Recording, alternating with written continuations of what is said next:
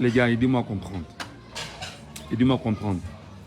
Je veux comprendre ce qui fait mal aux gens qui ne sont pas du MRC sur le boycott du MRC en 2020. Non, non, je suis sérieux les gars, aidez-moi à comprendre. Pourquoi ça fait mal aux gens qui ne sont pas du MRC? Moi, je veux comprendre les gars. Donnez-moi la bonne réponse. Quelqu'un est dans son parti politique avec ces gens. Ils disent qu'ils ne vont pas à l'élection municipale et législative. Ils ont été à l'élection présidentielle. Mais les gens qui ne sont pas dans le parti et qui sont dans un parti d'opposition et un parti du régime sont plus mal que lui. Non, je veux qu'on soit honnête les gars. Pourquoi ça fait mal? C'est-à-dire que j'imagine que nous sommes dans un quartier ensemble. C'est un exemple, comme je suis là en ce moment à Dedo, en train de réparer ma vieille voiture. Et que nous disons aussi à Dedo que bon d'accord, on va faire une marche sportive demain. On sera peut-être 20 à faire la marche sportive. Et que 3 disent que non, il faut faire la marche sportive. Mais 17 autres allaient faire la marche sportive, non? En quoi c'est un problème? Les 17 autres allaient faire la marche sportive. Pourquoi le fait que d'autres ne marchent pas avec vous fait un problème? Parallélisme. Le MRC dit en 2019, par la voix de Maurice Kamto, nous n'irons pas aux élections municipales et législatives. Une décision quand même forte de sens. Une décision quand même assez lourde pour ceux qui en réalité étaient là et qui savaient fondamentalement qu'il fallait justement le faire pour pouvoir au mieux mettre en mal le parti. Je vais expliquer les choses simplement. C'est ici que l'on a vu comment les sous-préfets avaient déserté leur bureau. C'est-à-dire que on vous dit que les candidats arrivent avec leur dossier. Conseil municipal, qu'est-ce que je veux dire? Oui, leur dossier, hein, qui doivent être signés auprès des sous-préfectures parce qu'ils voudraient candidater comme conseil municipal. Les sous-préfets ont organisé leur mariage à la période-là. Les sous-préfets ont tout fait pour fuir leur bureau. Attendez, si le jeu est un jeu normal, mais laissez les cartes sur la table qu'on puisse justement, que chacun tire sa carte et puis qu'il puisse jouer. Pourquoi vous voulez me donner une carte qui n'est pas la carte du jeu? Où étaient passés les sous-préfets à la période-là? Tous ont organisé leur mariage. Bon, quelques-uns. Beaucoup sont tombés malades. Beaucoup ont pris les congés et ils n'étaient pas dans les bureaux. Ça s'appelle une technique du régime. Le MRC a vu ça venir.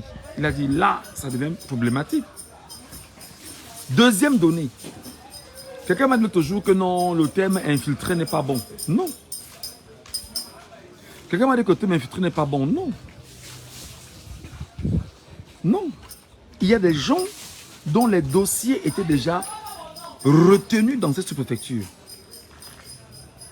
qui n'avaient rien à voir avec le parti politique, ou même qui étaient tous dans ce parti politique et qui avaient une mission, c'était de partitionner le parti le moment venu, pour qu'ils puissent avoir 2 MRC, comme en ce moment il y a 2 PCRM. Le même processus était le processus pensé par ces derniers.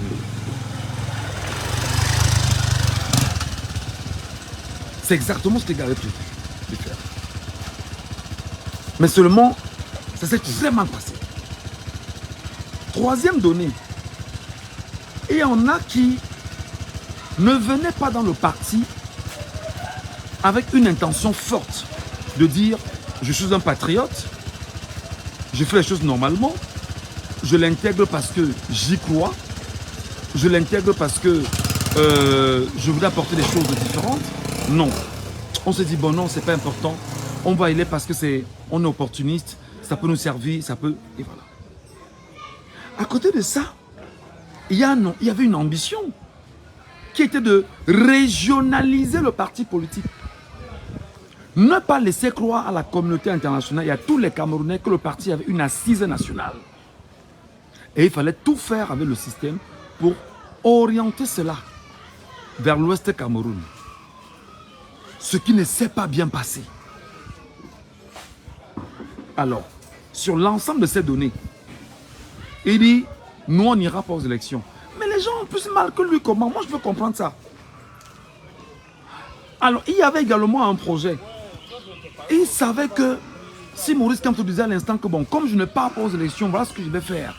Non, il devait se battre à voter les lois pendant les 5 ans pour pouvoir empêcher Maurice Kamto de se servir de l'article 15 de la Constitution pour pouvoir avoir en interne des élus. Les gars devaient voter les lois pour ça. Ils devaient voter les lois. Donc, Kamto les a ramenés sur le chemin sur lequel ils ne s'attendaient pas.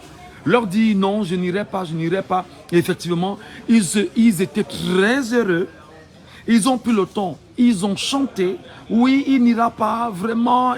Mais ils ont oublié qu'il y avait le mandat impératif est nul. Ils l'ont oublié. Ils ont oublié. Non, je vois des gens dire, vraiment c'est un érudit de droit, mais il a fait une erreur monumentale, il faudrait qu'il assume ses erreurs. Mais les amis, si vous n'êtes pas allé à l'école, lui il est allé à l'école. Et ce qui se passe maintenant, c'est que le même système est en train de courir dans les lois là, au niveau de l'Elections Cameroun, il ne sera pas candidat, il ne sera pas valide. Parce que, en réalité, il ne sera pas dans le respect du code électoral. C'est-à-dire que j'entends des gens le dire. La loi qui est en dessous de la Constitution et au-dessus de la Constitution, les lois internationales et les accords internationaux, ils vous font savoir que non, c'est pas possible. C'est très grave. Regarde, c'est comment? C'est très grave. Donc les amis, il faut demander à ceux qui pleurent là, que Maurice Kamto ne leur a pas demandé de venir pleurer avec lui. S'ils se rendent compte que le jeu a été déjoué complètement, vraiment qu'ils arrêtent d'agacer les gens. Maintenant, comme ils savent qu'ils ont le conseil électoral, parce que qu'est-ce qui va se passer? En juin, Bia va convoquer, bon, quand il dit Bia, on m'a tapé hier sur le bloc, que tu dis Bia comme c'est un ami. Bon, le président de la République va convoquer le corps électoral.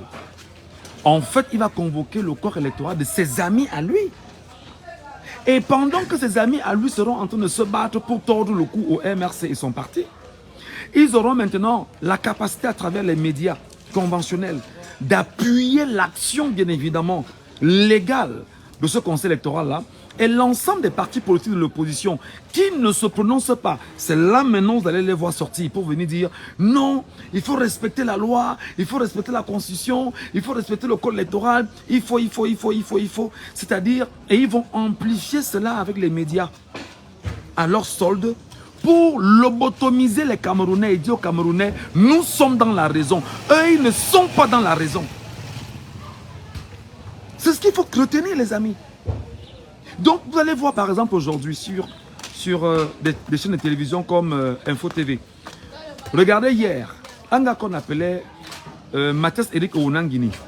Il a, avant 2018 et pendant et même après, il a joué un rôle capital de déconstruction, bien sûr, des actions de l'opposition, en se servant des médias.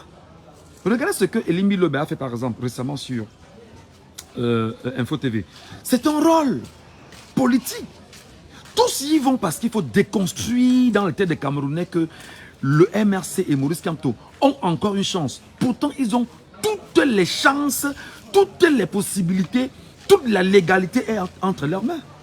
Mais maintenant, comme les gens savent qu'ils usent de la force, de la manipulation, de l'esbrouf, de la sauvagerie, pour pouvoir mieux tenir ce qu'ils tiennent comme force et comme pouvoir, alors ils vous préparent psychologiquement le moment venu où ils vont poser cet acte-là, de l'accepter comme étant un acte légal.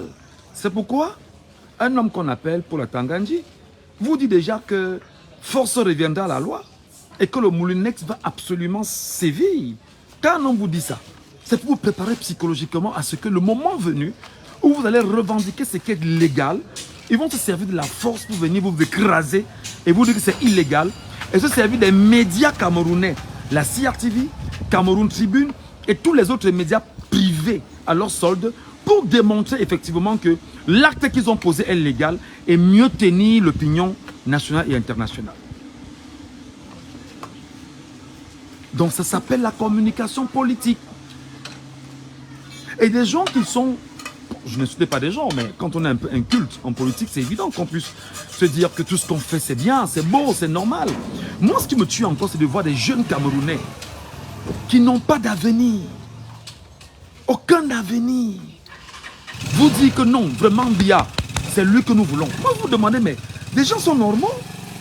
Mais faites le bilan, c'est un peu comme si tu vis avec quelqu'un qui passe le temps à te faire du mal. Et tu dis que non, c'est la personne qu'il me faut. Tu as quel problème, mon frère? C'est quoi le truc, man? Non, moi je parle un peu comme quoi. Moi là, c'est quoi le way, en fait? C'est quoi? C'est-à-dire que tu vis ta life, man. Tu ne parviens pas à chop normalement. Tu ne parviens pas à aller à l'école.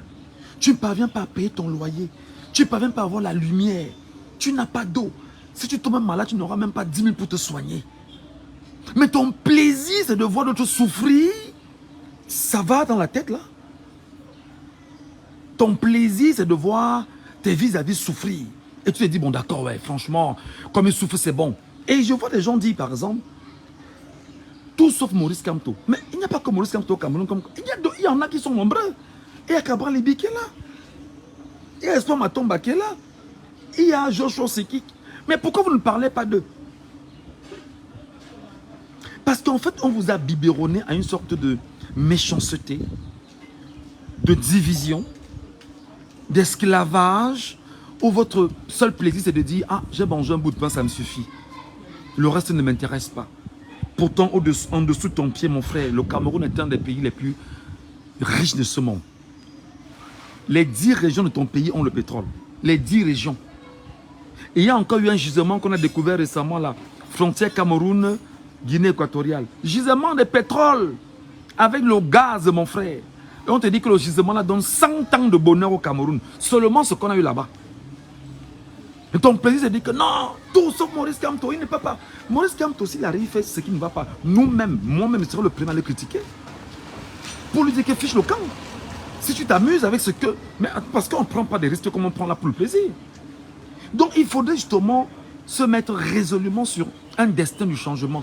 Pas un destin de la conservation d'un pouvoir qui nous a fait ça dur pendant 43 ans, plus 22 ans, pour ne pas dire 108 ans quand même, frère. Non, il faut revoir ton mindset, man. Donc vraiment, pour ceux qui pleurent là, laissez le MRC tranquille. Le MRC n'a pas besoin de pleureuses. Le MRC n'a pas besoin de gens qui vont pleurer avec lui. Et il ne pleure pas, parce qu'il est certain, il sait exactement où il va. Et c'est pourquoi Maurice Kamto dit que ma candidature ne souffre de rien.